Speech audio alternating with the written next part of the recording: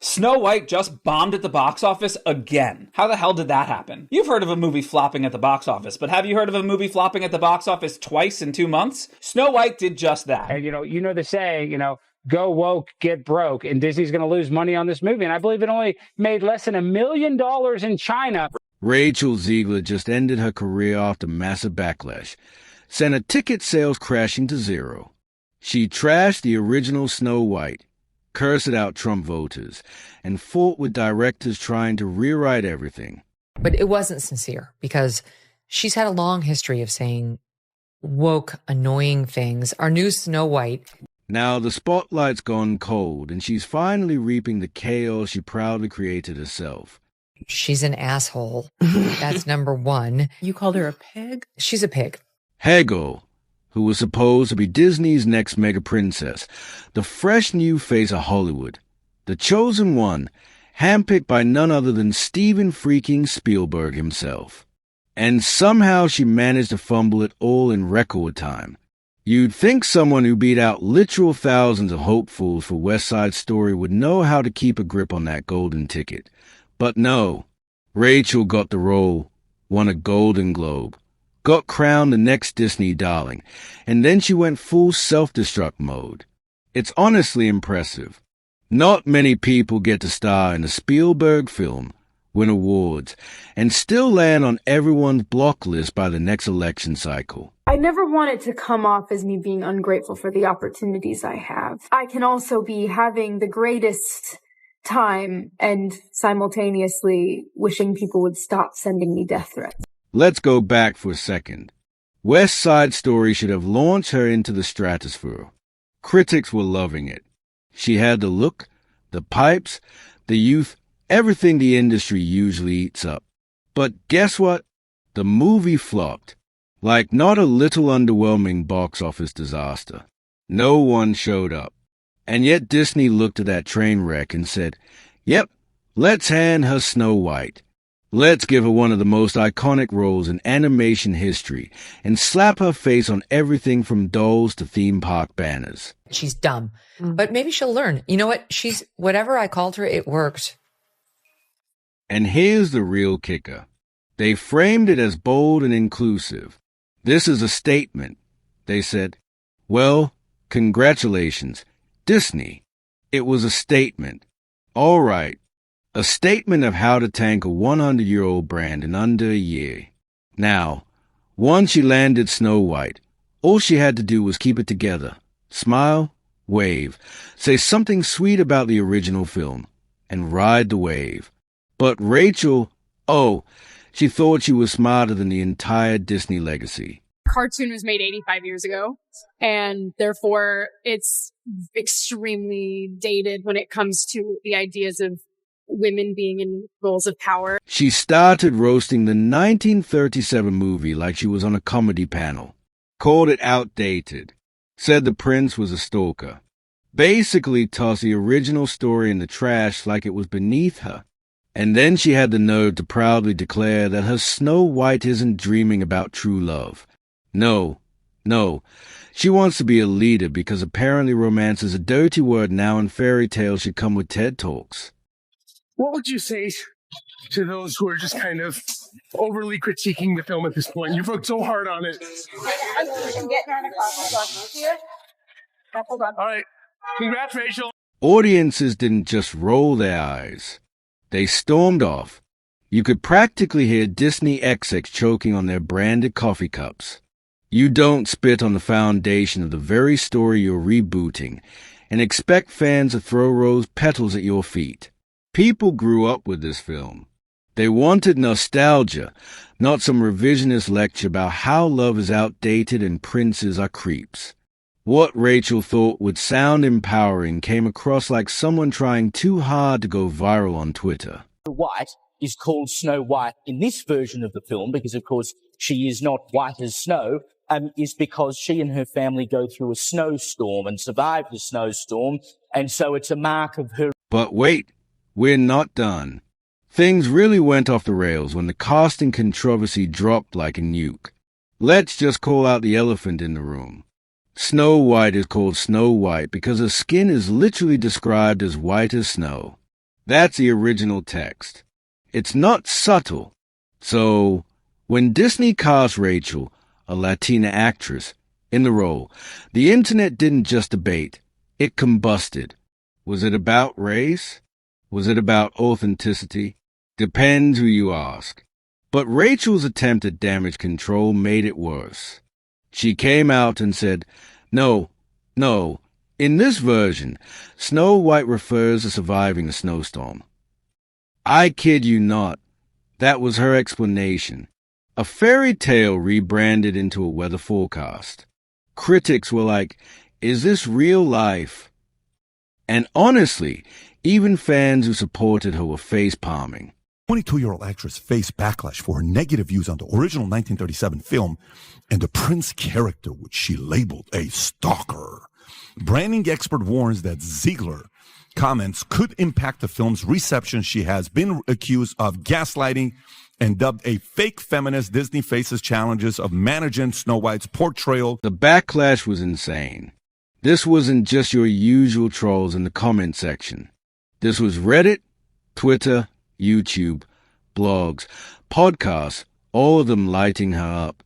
And unlike the Little Mermaid casting mess where Disney managed to at least control the narrative, this one spiraled.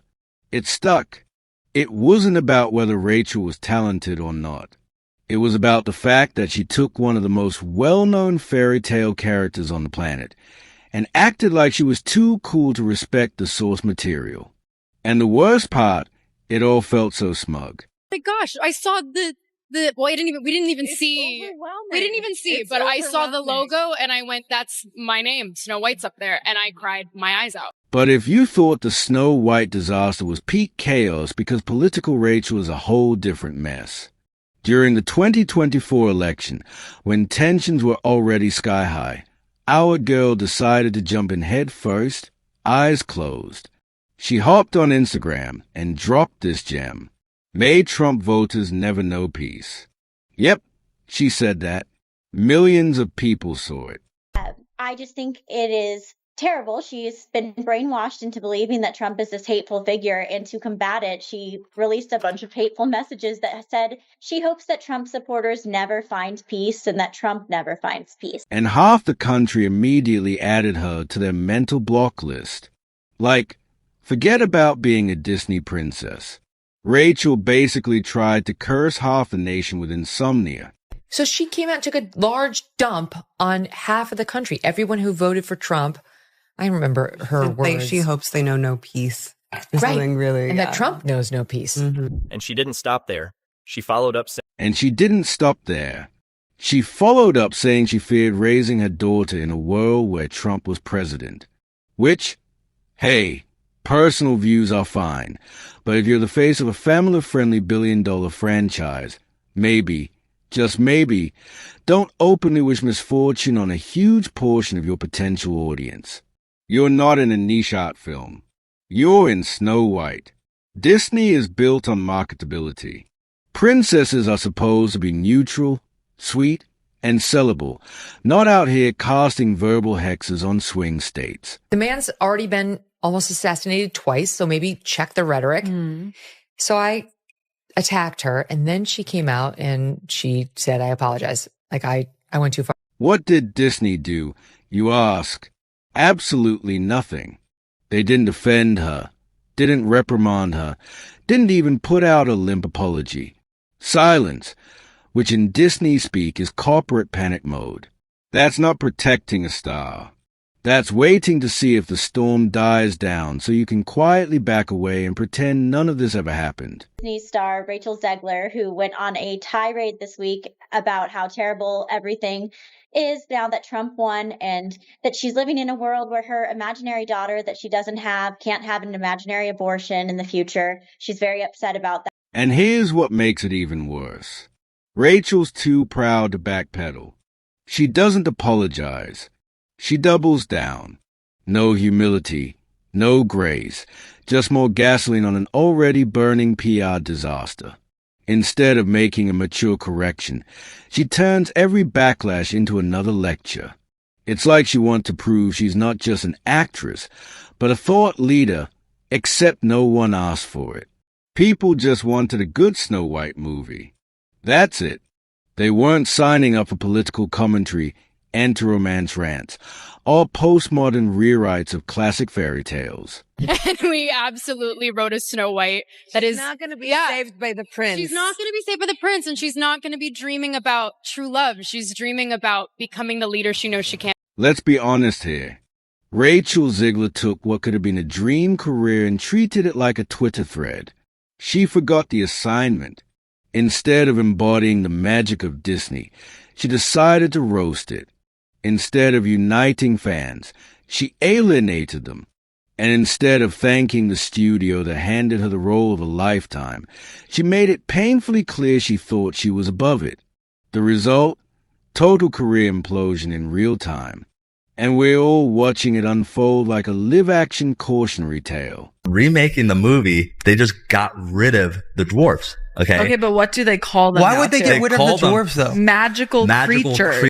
She was a future of Disney, the ITG girl of 2020, the breakout star who had it all.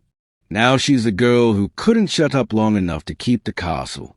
And no amount of vocals or Golden Globes is going to save her from a mess she made all by herself. And then came the real financial horror story. Snow White, which by the way should have been a slam dunk, turned into a full-blown money pit. You want to know how much this disaster cost? Sit down. $300 million.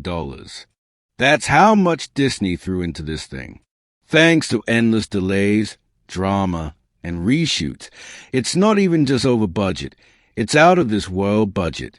They basically built a cinematic Titanic, and Rachel's glare was happily rearranging the deck chairs while it sank. If you disagree with this sentiment, I don't need your business. Thanks. Let's talk numbers, because this is where the pain really hits. Opening weekend projections started at a decent 63 to 70 million. Nothing to brag about, but not tragic. But then the internet exploded.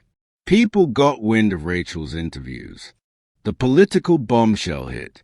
And suddenly those numbers tanked harder than a Broadway balcony stunt.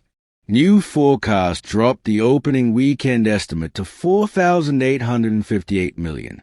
Do you know how catastrophic that is for a film that cost $300 million? Rachel Zegler is extraordinarily woke, but she's woke in a way that's quite deranged. And wait, it gets worse. In order for this movie to break even, not make a profit, just break even, it needs to hit $800 million worldwide. That's Avengers level. That's Marvel, Star Wars, global fandom numbers. And here's Snow White trying to limp past $50 million while the entire internet's busy roasting the lead actress for torching the brand. This isn't just a flop. This is a flop. Disney executives are probably holding emergency meetings asking if they can just pretend the movie never happened. He has been accused of gaslighting and dubbed a fake feminist. Disney faces challenges of managing Snow White's portrayal and controlling actors' statements to prevent negative effects on ticket sales. Despite Rachel Zegler's playing the lead role, experts suggest that Disney executive might need to reconsider her suitability for promoting the and their red carpet strategy. That was the biggest red flag. Normally Disney premieres are this huge thing. Celebs everywhere, press crawling over each other, kids in costume. It's like a fairy tale fever dream. But for Snow White, they scaled back everything. A few tightly controlled media outlets, no big stars, minimal publicity. They didn't even start ticket pre-sales until 11 days before release. That's not just last minute. That is studio bracing for impact. That's Disney looking at the explosion and quietly saying, "We'll let her take the fall for this." Snow White did just that. You see, the movie opened on 4,200 screens back on March 21st. It did $42 million domestic opening weekend, and then it fell off by a significant 66% the following weekend. Over the next 7 weeks, its theater count would dwindle to just 310 screens. Now, just when you think Rachel might have figured out that her face was already wearing thin with audiences, she decided to try a little Broadway redemption. She signs on to play Eva at London's famous Palladium Theatre, a role once played by absolute legends like Madonna and Patti LuPone. You'd think, all right, Clean slate. Time to show the world she's got range. Right? Wrong. She's an asshole. That's number one. You called her a pig? She's a pig. I know, I'm harsh. Sometimes I really She's get a young on girl. Oh, fuck her. We've called people slam pigs, so. There we go. Thank you. Anna gets it. No, I know. This is a part where it goes from disaster to straight-up parody. In the most infamous performance of the entire show, Don't Cry for Me, Argentina, Rachel decides to literally climb out onto a balcony and sing to fans outside. Sounds cute until you realize that the people who paid up to $500 for actual seats inside the theater were watching the whole thing on a TV screen. They were sitting in their velvet chairs staring at a broadcast of their $500 performance while Rachel Serena Ted random passes by on the street. And to everyone who hates when I win, the winged victory came to the Louvre in pieces, and people still line up to see her. Oh my God. And I can only hope. What does that mean? Yeah, Rachel, we can see your success. The outrage was instant. People were furious. Did I just pay hundreds to watch a balcony stunt? The memes hit Reddit like wildfire. Critics jumped in. Theater kids were foaming at the mouth. And what happened next was a final nail. Ticket sales plummeted. The show went from packed nights to rows of empty seats. And before long, the theater started offering pay-what-you-want options. Some nights were completely free. That's not innovation. That's desperation. That's when you know your reputation is dragging ticket sales into the date. My cracks and my breaks, and there are many of them,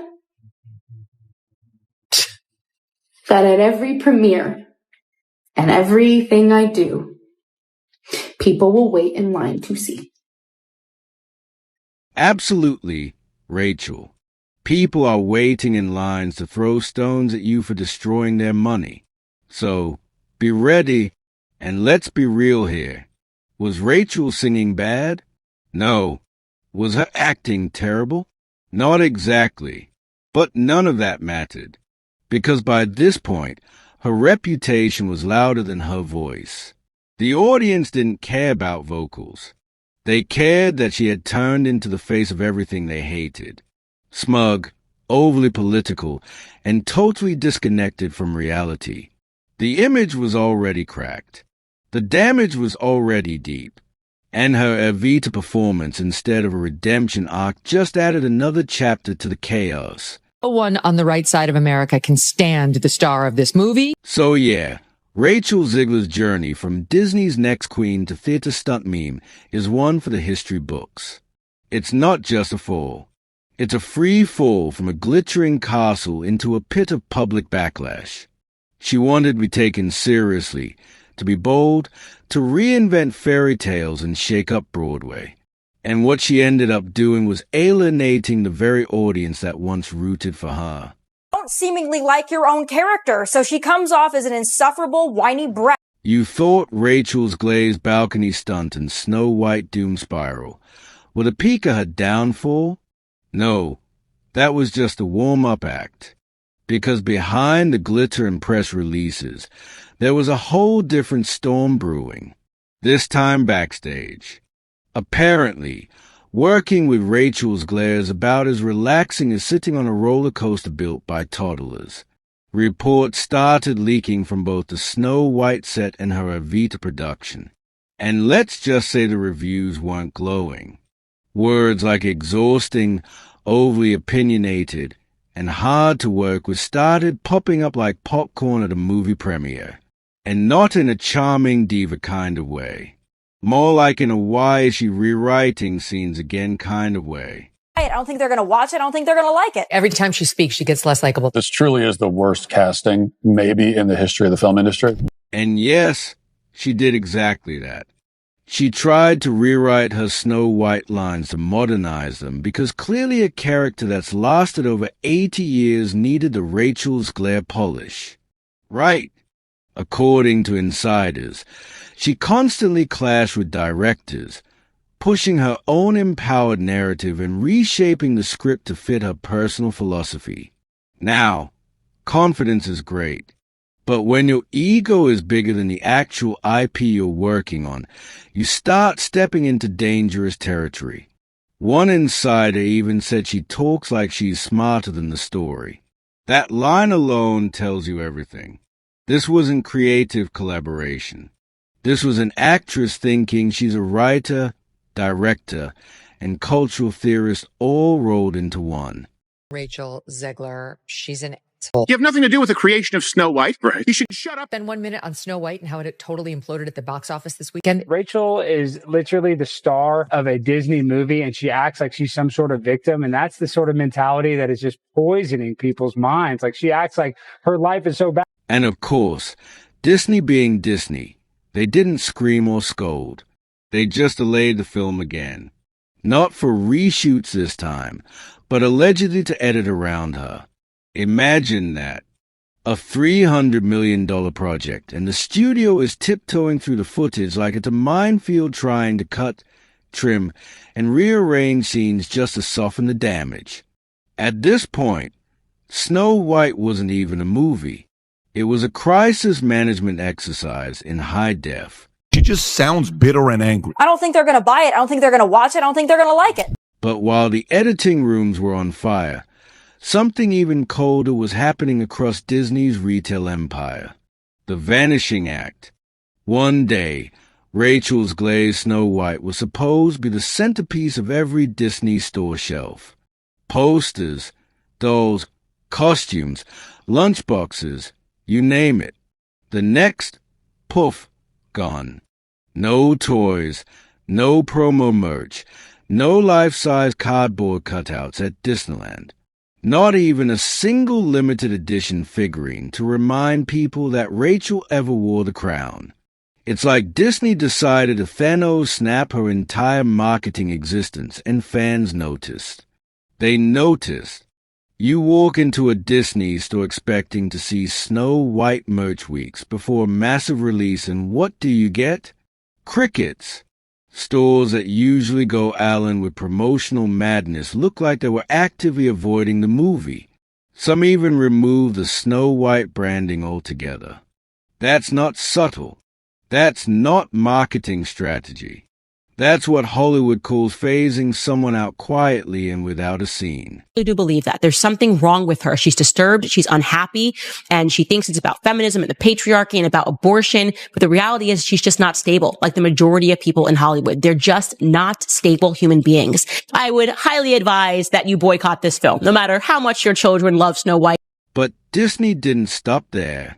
Studios began testing trailers and promo spots without her name or face in them. This move, known in the industry as market testing talent out, is Hollywood's nice way of saying, let's see if this sells better when she's not involved. Rachel's glare, the same girl who was once called the future of Disney, had officially become a liability, not through any scandalous criminal act, just by being that difficult to package. And speaking of public reception, if you thought fans were still curious or forgiving, think again.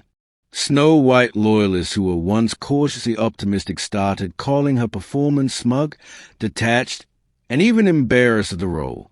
That's brutal. It's one thing for critics to drag you. It's another for fans, Disney fans, to say you act like you're too good for the job. And when that happens, there's no redemption arc waiting in the wings. I don't need your business. Thanks. They spent $170 million to make the thing, and it had the lowest opening, under $50 million, of any of these live-action Disney remakes that they've ever had. But the damage wasn't just contained to Snow White. The stench of failure spread backward. 2. West Side Story, which was once a launch pad to stardom, suddenly got re-evaluated. Critics and fans alike started pointing out how, despite all the praise, it bombed at the box office. Then came Shazam 2, another project where her name did absolutely nothing to save a dying franchise. One flop can be forgiven. 2 becomes a coincidence. But by the time Evita collapsed into balcony memes and free tickets, Rachel had officially entered flop streak territory. And here's the worst part. People stopped linking her name to talent. They started linking it to controversy. Her brand wasn't about singing or acting anymore. It was about Twitter quotes, backstage drama, and political rants. She wasn't the girl who could carry a franchise. She was the one who carried drama with her like luggage. And once that perception sets in, it sticks harder than dry glitter in a preschool classroom. Disney wants to make more woke films that tank at the box office. They are more than welcome to do that, but maybe think of an original idea. By now, the damage was irreversible. Studios weren't calling. PR teams weren't pitching. Her name didn't excite anyone. It made them hesitate. Rachel Zegler had gone from Disney royalty to Hollywood version of the kid who talks too much in group projects and insists their ideas are the only ones that matter. No one said she was canceled, but no one said she was welcome either. She had landed squarely in what the industry calls Hollywood jail. Not scandalous enough to be kicked out, not valuable enough to be invited back in. And let's be clear here, this downfall wasn't because Rachel lacked talent. She can sing, she can act, she has charisma when she wants to, but her career wasn't killed by a lack of skill. It was destroyed by her own inability to read a room, to show humility, to stop trying to rewrite fairy tales into ego projects. It was the way she carried herself, the timing, the interviews, the tone, the constant sense that she thought she was better than the stories she was being paid to bring to life. A few lessons for Disney. Number one, stop cannibalizing all your old IP. Like, it's really bad. It's really bad business. Number two, please stop changing all of the historic plots, which actually have meaning to generations of people, to instead become generic woke story about how woman leads revolutionary uprising and she don't need no man. Because at the end of the day, being a great performer in Hollywood isn't just about talent. It's about being likable, marketable, reliable. The audience needs to trust you. Studios need to feel safe putting your face on a poster. And Rachel, she blew that trust faster than you can say, "Don't cry for me, Argentina." Now, unless she vanishes for a couple of years, takes a serious PR detox, and comes back with a totally different vibe, there may never be a comeback chapter in her story.